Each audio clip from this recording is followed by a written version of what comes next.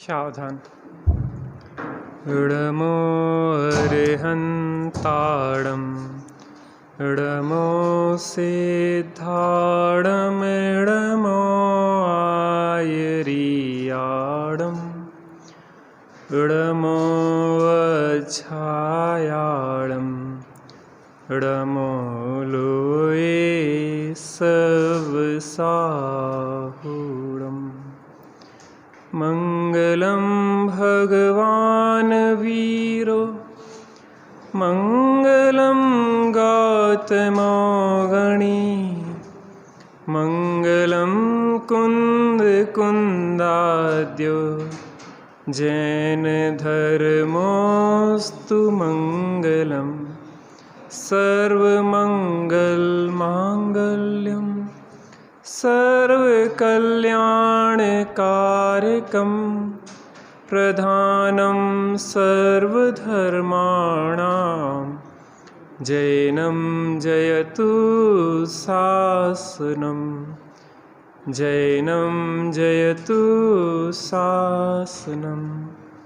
नमः समय साराय स्वानुभूत्या चकासते चित्स्वभावाय भावाय सर्वभावान्तरच्छिदे वन्दितु सर्वसिद्धे ध्रुवमचलमणोभवं गतिं पत्ते बोच्छामि समय पाहुण मिणमो सुध केवली भड़िदम्। आत्मज्ञान ही ज्ञान है शेष सभी अज्ञान आत्म शांति का मूल है वीतराग विज्ञान वीतराग विज्ञान। श्री समय सार जी ग्रंथाधिराज आचार्य भगवान कुंद कुंद देव द्वारा विरचित आचार्य अमृतचंद स्वामी द्वारा आत्मख्याति टीका इसकी लिखी गई है। जयसेन स्वामी द्वारा भी इसकी टीका की गई है और अन्य अनेक विद्वानों ने इस समय सार के रहस्य को खोला है। आदरणीय त्यागी साहब के माध्यम से यहाँ पे चर्चा का लाभ अपन को प्राप्त हो रहा है। स्वास्थ्यगत कारण से त्यागी साहब आज नहीं आ पाए हैं। एक बात ज़रूर कहना चाहेंगे कि समय सार के पूरे प्रवचन त्यागी साहब के डले हुए हैं। जब भी आपको समय मिले, लगभग 2 साल से चल रहे हैं जी, और आप उसको क्रमशः सुनेंगे तो और विषय समझ में आएगा, क्योंकि अनेक जगह पे अलग अलग चलते रहे प्रवचन, तो बीच में लिंक टूटती रही। इसलिए उसको सतत रूप से अपन को पूरा विषय समझना है आद्योपांत, तो एक बार उसको अवश्य सुनते जाएं तो विशेष लाभ प्राप्त होगा। देखिए, आज वर्तमान में हमारे पास जो विद्वान हैं, जितने पूर्ण विद्वान थे, धीरे धीरे वो अपने से बीच में से जा रहे हैं।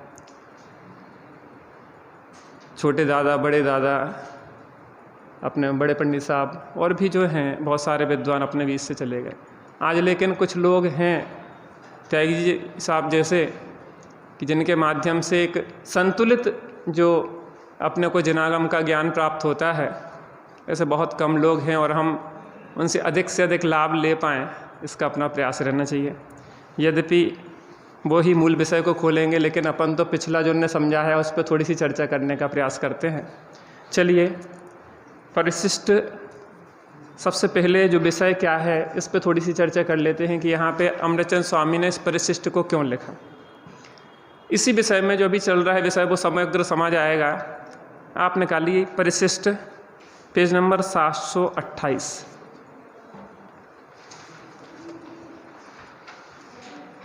सबसे पहले 247 नंबर एक श्लोक है।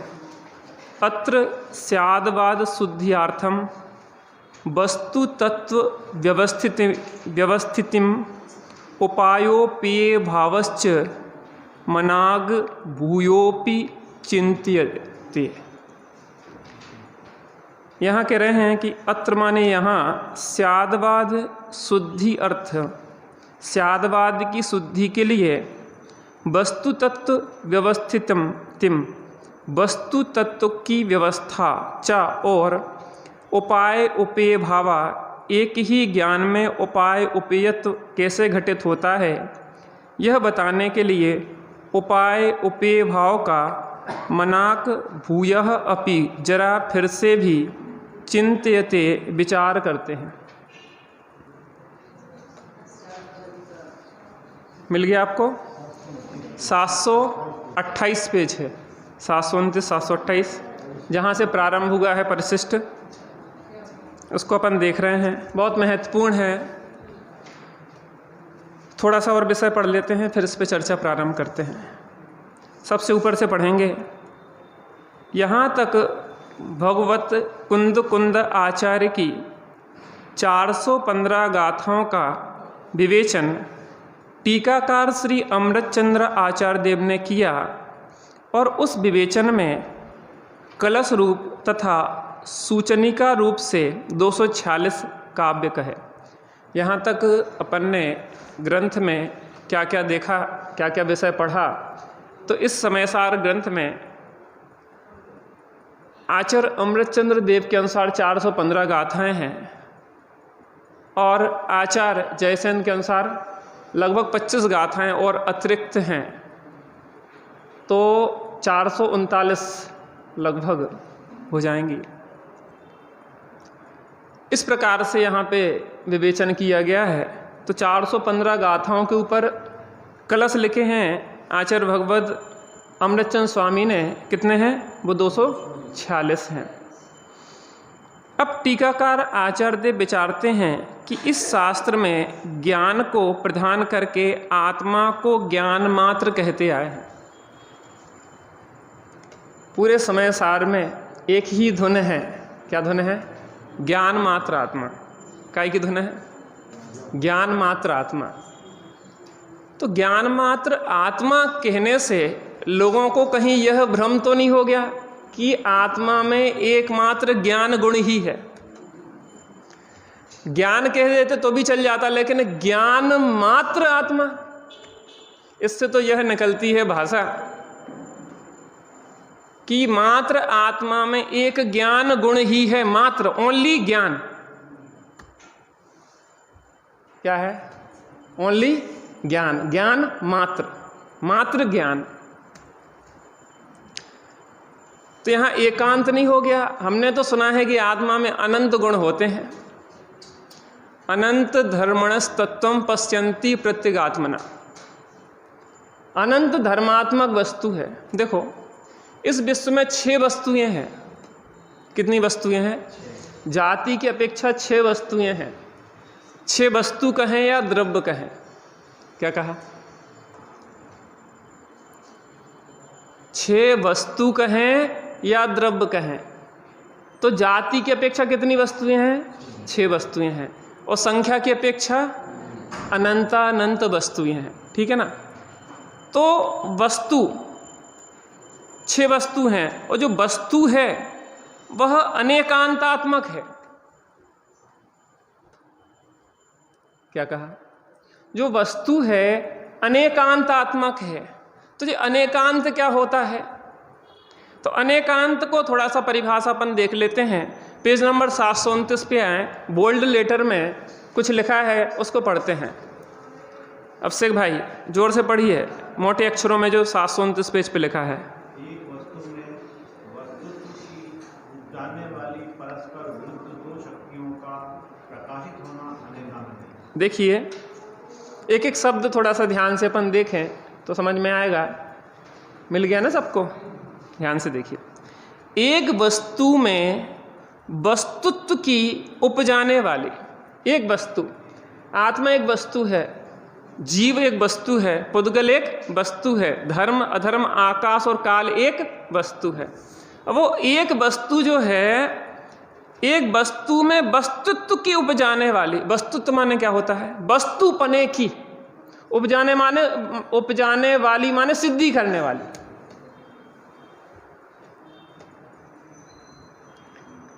एक वस्तु में वस्तुपने की उपजाने वाली, उपजाने वाली माने सिद्धि करने वाली। एक वस्तु माने प्रत्येक वस्तु में वस्तुपने की सिद्धि करने वाली। परस्पर विरुद्ध दो शक्तियों का प्रकाशित होना।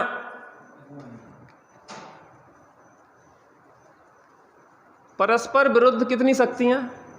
दो शक्तियां। फिर आप प्रश्न करेंगे तो हमने तो सुना कि अनंत शक्तियां होती हैं, अनंत धर्म होते हैं, अनंत गुण होते हैं, लेकिन यहां तो दो कह रहे हैं। दरअसल यहां पे जो धर्म होते हैं वो परस्पर विरोधी प्रतीत होते हैं। विरोधी कहते हैं, विरोधी होते हैं। अस्तित्व, नास्तित्व, एक, अनेक, तत्, अतत्, सत और असत। लेकिन ऐसे जो धर्म युगल हैं वो भी अनंत हैं। वस्तु में धर्म अनंत हैं, गुण अनंत हैं, शक्तियां अनंत हैं। ऐसे जो धर्म हैं युगल वो भी अनंत हैं। अब इसको समझें कि अनेकांत का अर्थ क्या होता है। एक दिन अपन ने शाम को चर्चा की थी। अनेकांत दो शब्दों से मिलकर बना है, अनेक धन अंत। कितने? दो शब्दों से मिलकर बना है, अनेक धन अंत। अब इसके भी दो अर्थ होते हैं। जहां अनेक का अर्थ दो होता है वहां अंत का अर्थ धर्म होता है। एक बार दोहराएंगे। जहां अनेक का अर्थ दो होता है वहां अंत का अर्थ धर्म होता है। फिर से, जहां अनेक का अर्थ दो होता है वहां अंत का अर्थ धर्म होता है। दूसरा, जहां अनेक का अर्थ अनंत होता है वहां अंत का अर्थ गुण होता है। फिर से, जहां अनेक का अर्थ अनंत होता है वहां अंत का अर्थ गुण होता है। दो चीजें कौन बताएगा? देखो, अपन तो चर्चा कर रहे हैं, प्रवचन तो त्यागी जी का होता है। अपन तो उसी विषय को जो उन्होंने समझाया उसी पे चर्चा कर रहे हैं। फिर से, जहां अनेक का अर्थ दो होता है वहां अंत का अर्थ क्या होता है? धर्म होता है। जहां अनेक का अर्थ अनंत होता है वहां अंत का अर्थ क्या होता है? गुण होता है। अब इसको समझें। वस्तु अनंत धर्मात्मक और अनंत गुणात्मक है। क्या कहा? वस्तु अनंत धर्मात्मक। यद्यपि धर्म युगल होते हैं, नित्य अनित्य, एक अनेक, सत असत, तत् अतत्, परस्पर विरोधी युगल होते हैं, लेकिन ऐसे अनंत युगल धर्मों का पिंड कौन है? वस्तु। तो अनेकांत के दो अर्थ निकले। अनंत धर्मात्मक और अनंत गुणात्मक वस्तु को अनेकांत कहते हैं। समझ में आया? इतना तो आया। पीछे माता समझ में आया ना? वस्तु कैसी है? वस्तु माने छह द्रव्य। जाति अपेक्षा छह द्रव्य, छह वस्तुएं हैं, छह जाति की हैं। भाई साहब, कितनी जाति की हैं? छह जाति की वस्तु हैं। तो उन छह जाति की वस्तुओं में क्या क्या है? अनंत धर्म है और अनंत गुण है। इतना तो समझ में आ गया। छह जाति माने जीव में अनंत धर्म है, अनंत गुण है। पुद्गल में अनंत धर्म है, अनंत गुण है। धर्म अधर्म आकाश काल में भी अनंत गुण है और अनंत धर्म है। अब बात यह आती है कि अनंत धर्म और अनंत गुणात्मक जो आत्मा है या वस्तु है, उस अनंत धर्मात्मक आत्मा को जाना तो जा सकता ज्ञान के द्वारा, लेकिन हमें समझाना है। भाई साहब, हमें समझाना है। तो कैसे समझाएंगे?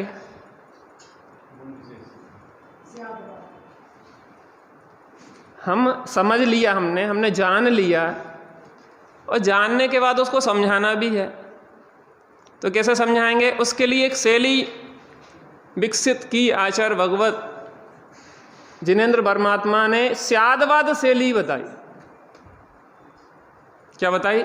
स्यादवाद शैली बताई। अनेकांत का अर्थ तो समझ में आ गया। अनेक धन अंत, अनंत धर्मात्मक और अनंत गुणात्मक जो वस्तु है वह अनेकांतात्मक है। वस्तु कैसी है? अनेकांतात्मक है। अब उस अनेकांतात्मक वस्तु को हमें बताना है, समझाना है, तो कैसे समझाएंगे? उसके लिए एक शैली है, वो है स्यादवाद। अब स्यादवाद क्या कहलाता है इसको भी समझ लेते हैं। स्याद माने होता है कथनचित किसी अपेक्षा से। स्याद, स्यात्। देखो सप्तभंग होते ना, स्याद अस्ति, स्याद नास्ति, स्याद अस्ति नास्ति, स्याद अवक्तव्य, स्याद अस्ति अवक्तव्य, स्याद नास्ति अवक्तव्य, स्याद अस्ति नास्ति अवक्तव्य, सप्तभंग होता है।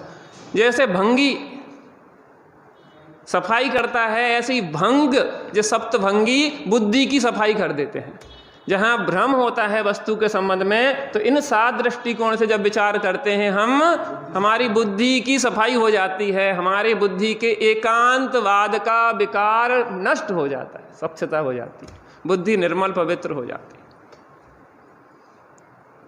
देखो अपने को समय सार या किसी भी ग्रंथ को पढ़ना है, उसके पहले अपन को जैन सिद्धांत प्रवेश का बहुत अच्छी तरह से आना चाहिए। प्रारंभिक स्टेज है, जब तक कि हमें उन शब्दों का अर्थ ही नहीं पता होगा तो हम जिंदगी भर उसको पढ़ते रहेंगे, पढ़ते रहेंगे, पढ़ते रहेंगे, लेकिन वो शब्द का अर्थ जब तक समझ में नहीं आएगा तब तक हम उसके भाव को समझ सकते नहीं। तो हमें एक बार बहुत अच्छी तरीके से जैन सिद्धांत प्रवेश का स्वाध्याय विद्यार्थी के रूप में करना चाहिए। जिनने किया है बहुत अच्छी बात है, लेकिन जिनने नहीं कर पाया कदाचित, उन्हें जैन सिद्धांत प्रवेश का और 8 जो भाग हैं, बालबोध भाग 1, 2, 3, बीतराग विज्ञान भाग 1, 2, 3 और तत्वज्ञान भाग 1 और 2, ये 8 भाग हैं। इतनी बेसिक तैयारी स्वाध्याय में बैठने के पहले होना ही चाहिए। ये प्राइमरी है, उसके बिना यहाँ पे बैठने से उतना लाभ नहीं मिल सकता जितना मिलना चाहिए। लाभ तो जिनवाणी सुनने से हानि कुछ नहीं है, लेकिन जो वास्तविक लाभ मिलना चाहिए वो नहीं मिल सकता। तो आप क्लास में पढ़ें या व्यक्तिगत पढ़ें, इसको अवश्य आपको परिभाषा याद होना चाहिए, ठीक है ना। स्यादवाद पे चर्चा कर रहे थे, स्याद और वाद। स्याद माने होता है किसी अपेक्षा से, वाद माने होता है कथन। जो भी कथन होता है वह किसी ना किसी अपेक्षा से होता है, निरपेक्ष नहीं होता। अब जो अनेकांतात्मक वस्तु है, उस अनेकांतात्मक वस्तु को हम स्यादवाद शैली से कहते हैं। कैसे कहते हैं? स्यादवाद शैली से कहते हैं। तो उस अनेकांतात्मक शैली को हमने बताने का प्रयास, अनेकांतात्मक वस्तु को स्यादवाद शैली से कहने का प्रयास करेंगे, ठीक है ना। देखो आपने एक दृष्टांत सुना होगा, वो हाथी का। हाथी को 5 अंधे पकड़े हुए हैं, 5 अंधे पकड़े हुए हैं। अब एक अंधा हाथी को पैर को पकड़ा है, वो क्या कह रहा है? हाथी कैसा होता है? खम्बे जैसा होता है। एक हाथी की सूंड को पकड़ा है, वो क्या कह रहा है? डंडे जैसा होता है, जो भी होता है। एक पूंछ को पकड़ा है, वो कह रहा है कि झाड़ू जैसा होता है, बुहारी जैसा होता है। एक कान को पकड़ा है, वो कह रहा है कि सूपे जैसा होता है। और एक पेट को पकड़े है तो वो कह रहा है कि दीवाल जैसा होता है। सही कि गलत? एक मिनट, जिससे पूछे वो बताएगा। हाँ भाई साहब, सही बोल रहे कि गलत बोल रहे? अंधों की बात कर रहे हैं हम। देखा ही कहाँ है, अंधा है वो तो। पहले पूरी बात समझो। 5 अंधे हाथी का ज्ञान कर रहे हैं। एक अंधा कह रहा है कि हाथी दीवाल जैसा होता है, एक अंधा कह रहा है कि हाथी सूपे जैसा होता है, एक अंधा कह रहा है कि हाथी झाड़ू जैसा होता है, एक कह रहा है खम्बे जैसा होता है, एक कह रहा है डंडे जैसा होता है। सही कि गलत इतना बताओ खाली, हाँ या ना में बोलो। हाँ? अभी आपसे नहीं, विद्वानों से नहीं, नए लोगों से। हाँ, अभी उत्तर आपका सही नहीं आया। हाँ, और कोई बताएगा इसका उत्तर कि सही है कि गलत? हाँ अभी तो बहन जी सही गलत आपसे हाँ ना कि जहाँ रॉन्ग और राइट का उत्तर हो वहाँ उतना दो, कथनचित की बातें नहीं हो रही, हाँ कि ना इतना बोलो। सही कैसे है? अंधे की बात हो रही है यहाँ पे। 5 अंधे हाथी के बारे में बता रहे हैं, वो सही की गलत?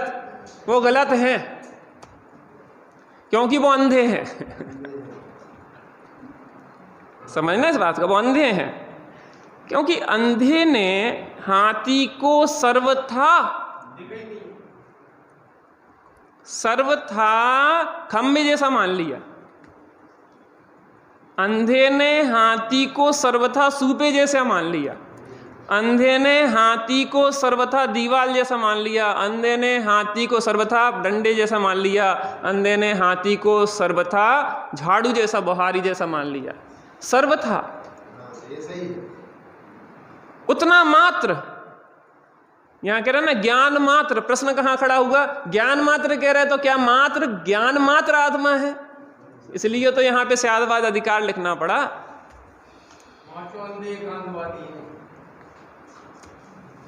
समझो ना। अब देखो वहां पे एक आंख वाला खड़ा है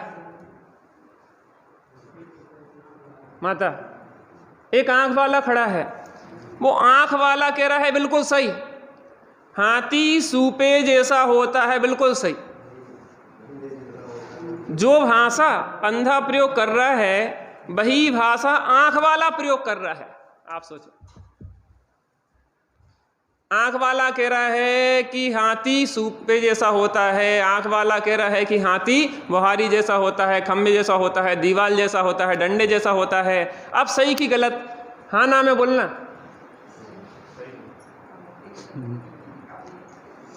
आंख वाले और अंधे की बात है। जिनवाणी आंख खोलती है, जो उन्मीलित नेत्र है अज्ञान से, वो उन्मीलित नेत्र को ज्ञानांजन सलाकया, ज्ञान की, सम्यक ज्ञान की अंजन की सलाई से वो क्या करता है?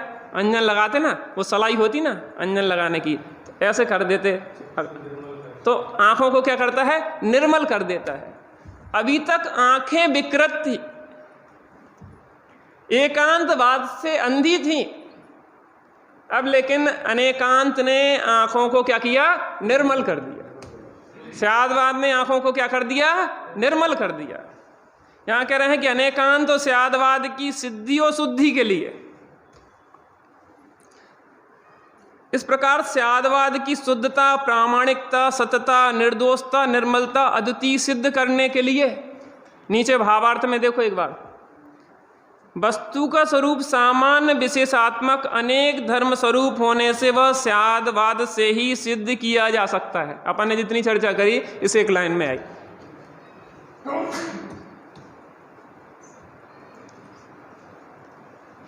फिर से कोई पढ़ेगा यहां से? जोर से पढ़ो इस लाइन को, भावार्थ की पहली लाइन। हाँ बोलो।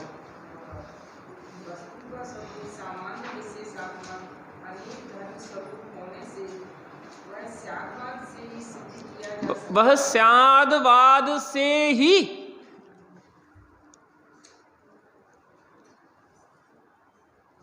कैसे सिद्ध होगा? एकांतवाद से सिद्ध नहीं होगा, स्यादवाद से सिद्ध होगा। क्या सिद्ध होगा? अनेकांतात्मक वस्तु स्वरूप। कैसे सिद्ध होगा?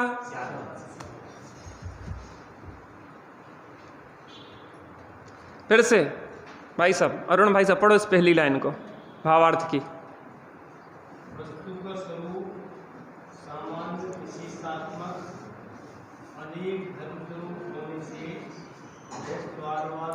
स्यादवाद से ही सिद्ध किया जाए। बहुत बढ़िया। और थोड़ा सा इसमें खुलासा करें। एक एक शब्द बहुत महत्वपूर्ण है। आचार्य देव एक शब्द भी अतिरिक्त नहीं लिखते। एक मात्रा भी अगर कम हो जाए तो ऐसा प्रसन्नता होती है जैसे किसी को पुत्र उत्पत्ति हो गई। तो बहुत संक्षेप में, बहुत सारगर्भित लिखते हैं, अतिरिक्त नहीं बोलते। बड़े पंडित साहब का एक वाक्य है, ज़्यादा बोलना और जोर से बोलना सामर्थ्य को हीन करता है। ज़्यादा बोलना और जोर से बोलना, आप ज़्यादा बोलोगे तो आप गए हुए तो बड़बड़ाते रहते। सासें भी जिनकी ज़्यादा बोलती हैं तो बहुएं उनकी बात पे ध्यान नहीं देती। ऐसे ही हमारे को बहुत सीमित बोलना है, कम बोलना है और सार्थक बोलना है। तो आचार्य देव कम बोलते हैं और सार्थक बोलते हैं, अधिकतर तो मौन होकर साधना करते हैं। वस्तु स्वरूप सामान्य विशेषात्मक है, इसको समझो। सामान्य और विशेष। वस्तु कितनी वस्तुएं हैं विश्व में? 6। वो वस्तु कैसी है? अनेकांतात्मक है। अनेकांतात्मक माने अनंत धर्मात्मक और अनंत गुणात्मक। धर्म कितने होते हैं? 2, परस्पर युगल 2 होते हैं, तो अनेकांतात्मक है। तो जब अनेकांतात्मक वस्तु स्वरूप का स्यादवाद शैली से निरूपण किया जाएगा तो उसको कैसे करेंगे? एक साथ तो नहीं किया जा सकता ना। अपन सप्तभंगी में देखते स्याद अस्ति, तो जब स्याद अस्ति करे तब स्याद नास्ति करे क्या?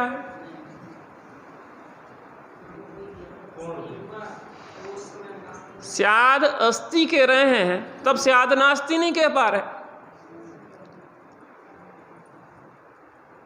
जब स्याद नास्ति कह रहे हैं तो स्याद अस्ति नहीं कह पा रहे, तो हम एक साथ बोल दे रहे स्याद अस्ति स्याद नास्ति, तो भी क्रम पड़ा, एक साथ कहां बोला?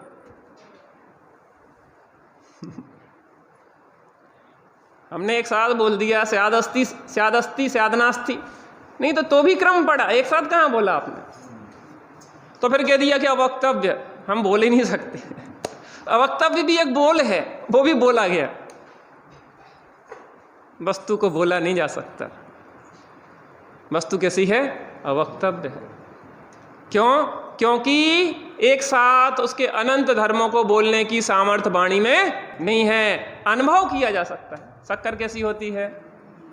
मीठी होती है। शक्कर कैसी होती है? चौकोर होती है। शक्कर कैसी होती है? सफ़ेद होती है। शक्कर कैसी होती है? भारी होती है। एक साथ बोलो। लेकिन आपके एक चुटकी शक्कर हमने जीभ पे रख दी, स्वाद एक साथ ले सकते कि नहीं ले सकते? संपूर्ण अनंत गुणात्मक उस वस्तु का स्वाद लिया जा सकता कि नहीं लिया जा सकता? लेकिन कहने में तो समस्या है। वाणी की सामर्थ्य तो एक बार में एक ही धर्म को बताने की। वस्तु का स्वरूप सामान्य विशेषात्मक है। सामान्य और विशेष। द्रव्य सामान्य और गुण पर्याय क्या होगा इसकी? विशेष।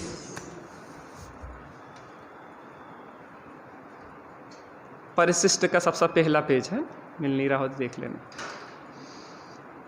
द्रव्य सामान्य और गुण पर्याय विशेष। तो वस्तु सामान्य विशेषात्मक है, एक अनेकात्मक है। एक द्रव्य की तरफ से देखें तो एक, और गुण पर्यायों की तरफ से देखें तो अनेक।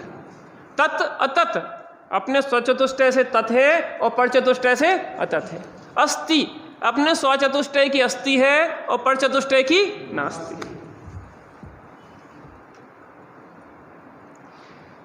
सामान्य विशेषात्मक अनेक धर्म स्वरूप होने से, सामान्य विशेषात्मक अनंत धर्म स्वरूप होने से वह स्यादवाद से ही सिद्ध किया जा सकता है।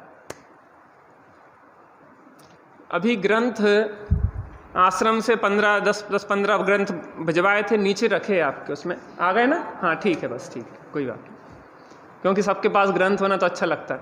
तो आप लोग भी ग्रंथ लेके बैठ जाओ ना, वहाँ बैठ जाओ, वहाँ बैठ जाओ, पढ़ो। अपन पढ़ रहे हैं ना, तो अपन तो कक्षा प्रवचन तो हो नहीं रहा। आप लोग यहाँ आगे आ जाओ, थोड़ा सा देखते जाओ, शब्द देखो ना। आचार्यों के शब्द अपने दिमाग में होंगे तो बार बार याद आएंगे, अपन पढ़ सकते हैं। बहुत बढ़िया, ग्रंथ भी पर्याप्त हैं, आप सबके पास ग्रंथ तो बहुत अच्छा है। कैसा है वस्तु का स्वरूप? सामान्य विशेषात्मक अनेक धर्म स्वरूप होने से, अपन ने अनेकांत की चर्चा कर ली ना, अनंत धर्मात्मक और अनंत गुणात्मक वस्तु का स्वरूप होने से वह स्यादवाद से ही सिद्ध किया जाएगा। देखो दो चीजें होती, स्यादवाद से ही सिद्ध किया जाएगा। किसको सिद्ध किया जाएगा? स्यादवाद से। वस्तु के स्वरूप को काय से सिद्ध किया जाएगा? स्यादवाद से क्या सिद्ध किया जाएगा? वस्तु का स्वरूप काय से सिद्ध किया जाएगा? स्यादवाद। ठीक है ना? इस प्रकार स्यादवाद की शुद्धता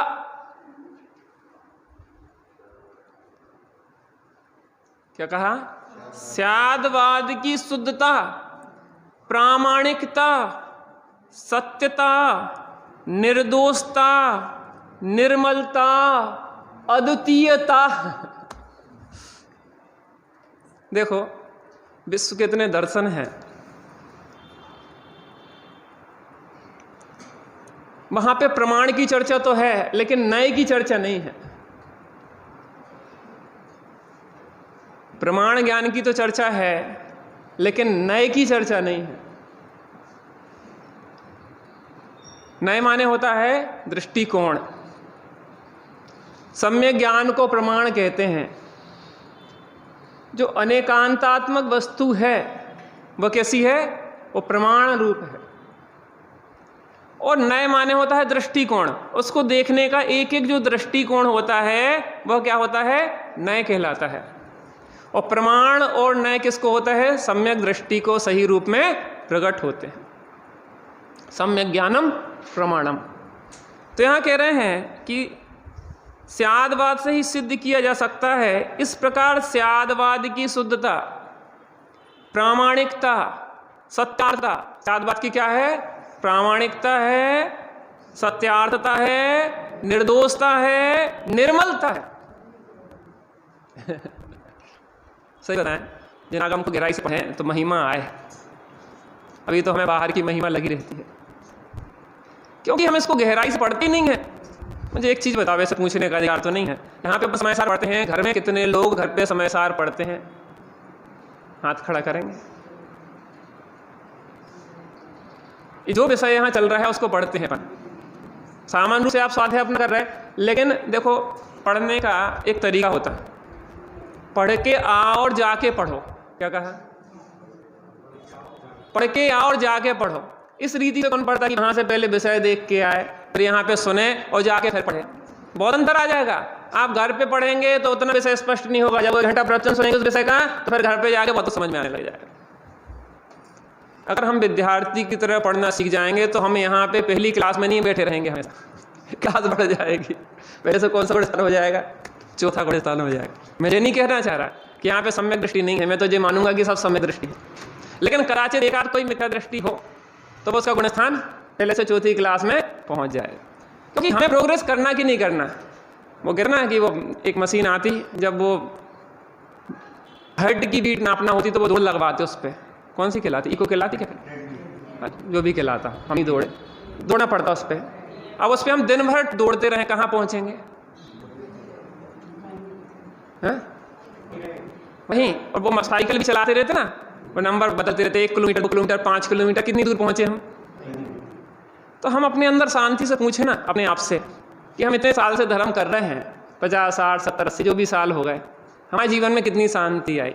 आत्म को हित है सुख सुख आकुलता। हमने बहुत प्रोग्रेस करी पंडित जी। आपको नहीं पता कि हम लोटा डोर छन्ना लेके आए थे भोपाल में। आप दिख रहे हैं, आप हमारे साथ साथ मकान है। एक सेठ जी की 7 फैक्ट्रियाँ थीं, तो 8वीं फैक्ट्री खोल रहे थे तो सेठानी ने कहा कि सेठ जी नरक तो 7 ही होते हैं, 8वां नरक कैसे बनेगा? इसलिए अब 8वीं फैक्ट्री, फिर सेठ जी ने 8वीं फैक्ट्री का कैंसिल किया, जब 7 नरक होते हैं। जीवन हमारा कहाँ जा रहा है? इन बाहर की विभूति कूड़ा करकट इकट्ठा करने से हमारी कोई संपत्ति नहीं है। हमारी संपत्ति, हमारी शांति, हमारी निराकुलता, और वो आएगी इस जिनवाणी के स्वाध्याय, चिंतन, मन और ध्यान से। इसमें अपना उपयोग लगाएं बात। हाँ, प्रामाणिकता, सत्यता, निर्दोषता, निर्मलता, अद्वितीयता। आप सोचो क्या कह रहे हैं? अद्वितीय है जे, अनेकांतात्मक जो बात है, स्यादवाद जो शैली है वो अन्य कहीं मिलेगी नहीं। स्वामी जी कहते थे काने पढ़ना दुर्लभ है। ये बात को हाँ सुन रहे। आजकल आदमी वही ऊपर की पत्तियां सींचने में लगा हुआ है। सही बताएं? परिवार में ऐसा करना चाहिए, वैसा करना चाहिए, ये बात सुनने से भी परिवार नहीं समझते। इस वस्तु स्वरूप को, वस्तु स्वतंत्रता को समझने से परिवार समझते हैं। हम किसी पे थोपेंगे नहीं, हम निवेदन करेंगे कि भैया यदि माने तो सहज योग्यता अहंकार का भाव ना हो, नहीं माने भवितव्य विचारो जैसे किंचित कितना। जो निर्भरता आप भले ना कहें, हमने कुछ परिवार ऐसे देखे सास बहू साथ में रहती हैं, वे कहते कि भैया लड़ाई हो सो हम तो बोलते नहीं हैं। एक जगह रह रहे हैं और कई दिनों तक बात ही नहीं हो रही है। क्यों? क्योंकि अंदर अंदर में कर्तृत्व का इतना तीव्र भार है कि बात कर रहे हैं तो कर्तृत्व पूर्वक और मौन रह रहे हैं तो भी कर्तृत्व पूर्वक। कौन पहले बोलेगा? जो बोलेगा वो छोटा। जब तक वस्तु स्वतंत्रता समझ में नहीं आएगी तब तक व्यक्ति निर्भर होकर दूसरे व्यक्ति को ना जीने देगा ना जिएगा। स्वयमेव इस जगत का सब काम हो रहा है, स्वयमेव इस जगत का सब काम हो रहा है, हमको भी धीरे धीरे श्रद्धा। जहाँ वस्तु स्वतंत्रता आती है तब कोई बोझ ही नहीं होता, सब सहज निवेदनात्मक होता है। ठीक है भैया, यदि मान लो तो ठीक है और नहीं मान लो तो भी ठीक, जो दे उसका भला हो जो ना दे।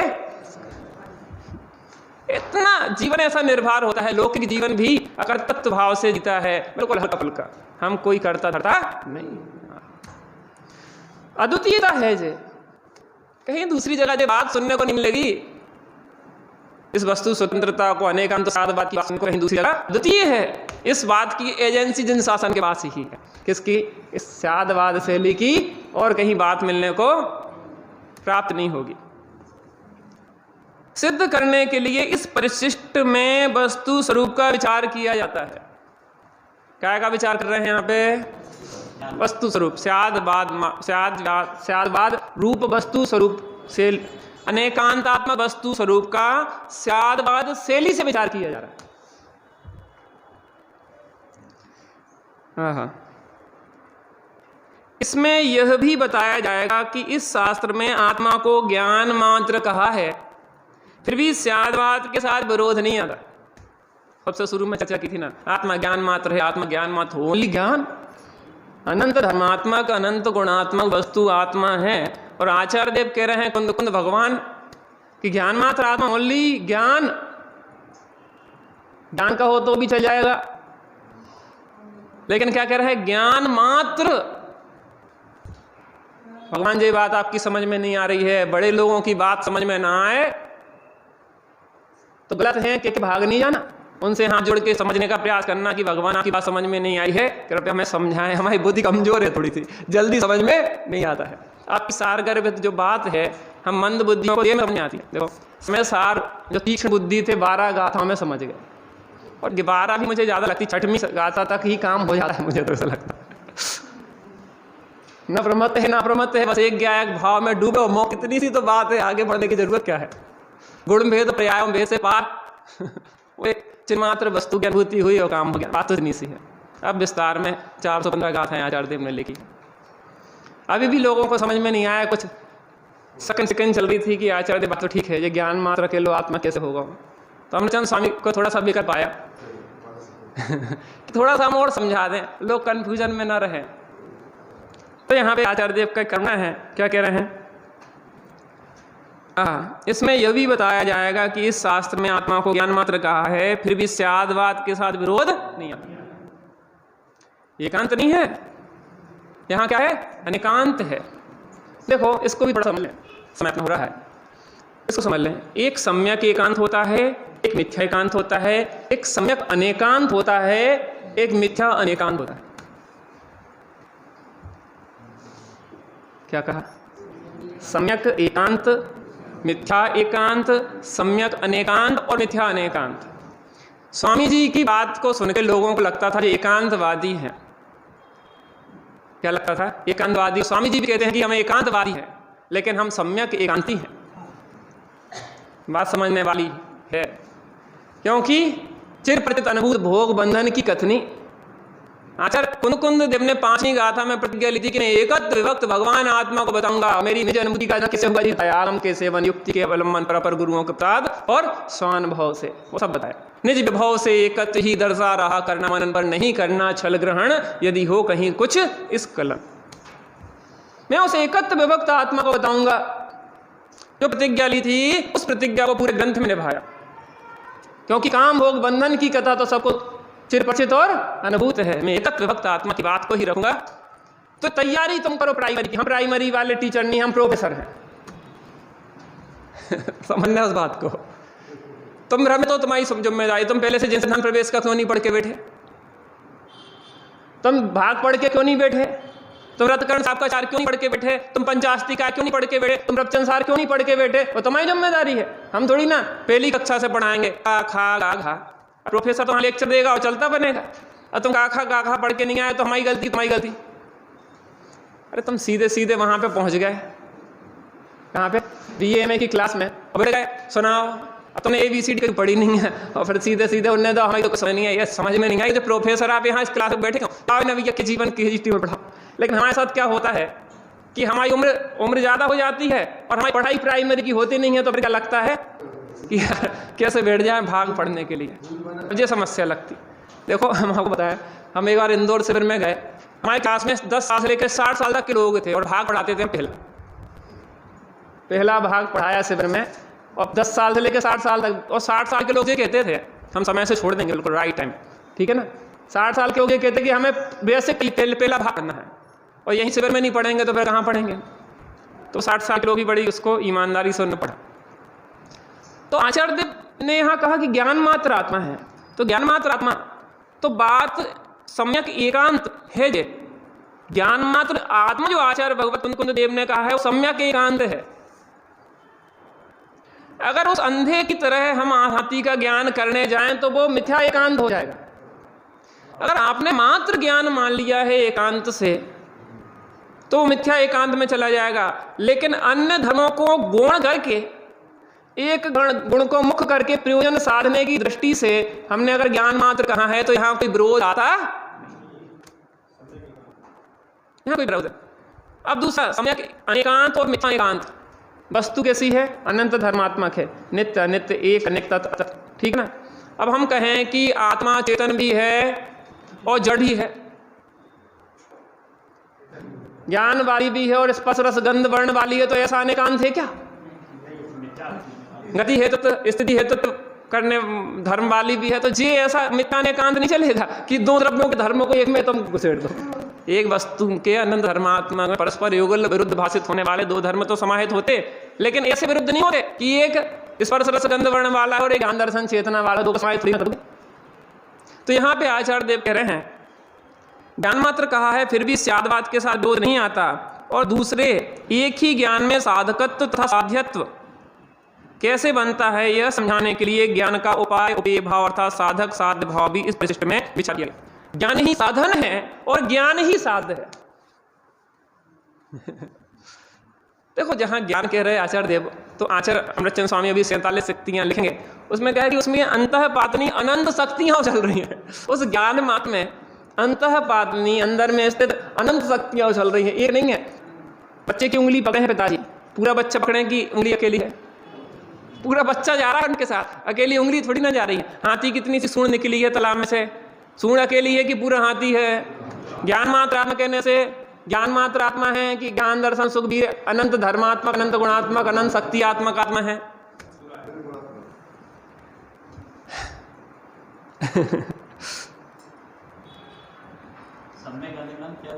हाँ, समय कहने का होता है ना, नित्य अनित्य तत् अतत् एक अनेक आदि जो धर्म वस्तु में हो सकते हैं। सम्यक अनेकांत सही है, सम्यक एकांत सही है, मिथ्या एकांत गलत है और मिथ्या अनेकांत गलत है। समझ में आ रहा कि नहीं? तो यहाँ पे अपन इतने तो अपने पढ़ लिया भावार्थ, थोड़ा ऊपर रह गया था उसको और पढ़ लेते हैं। दूसरी लाइन से अंत के 2 वर्ड पढ़ेंगे, सबसे ऊपर वाले में से। अब टीकाकार आचार्य देव विचारते हैं कि इस शास्त्र में ज्ञान को प्रदान करके आत्मा को ज्ञान मात्र कहते आए हैं, इसलिए कोई तर्क करे कि जैन मत तो स्यादवाद रूप है, तब क्या आत्मा को ज्ञान मात्र कहने से एकांत नहीं हो जाता? अर्थात स्यादवाद के साथ विरोध नहीं आता। और एक ही ज्ञान में उपायत्व और उपेयत्व दोनों कैसे घटित होते हैं, ऐसे तर्क का निराकरण करने के लिए टीकाकार आचार्य देव यहाँ सर्वशुद्ध ज्ञान अधिकार के अंत में परिशिष्ट रूप में कुछ कहते हैं। यहाँ पे इसकी चर्चा त्यागी साहब के माध्यम से बहुत खुलासा चल रहा है। अपने तो थोड़ी बेसिक जो परिभाषाएं हैं उनको अपने अनेकांत से आदवाद आदि मिथ्यानेकांत सम्यक अनेकांत के माध्यम से समझा है। आगे में त्यागी साहब का लाभ प्राप्त होता रहे, अपने ऐसी भावना भाते हैं। ध्यान से सुने। बहुत एक हाँ कुछ करें, चलिए जनमानस स्तुति कर लें।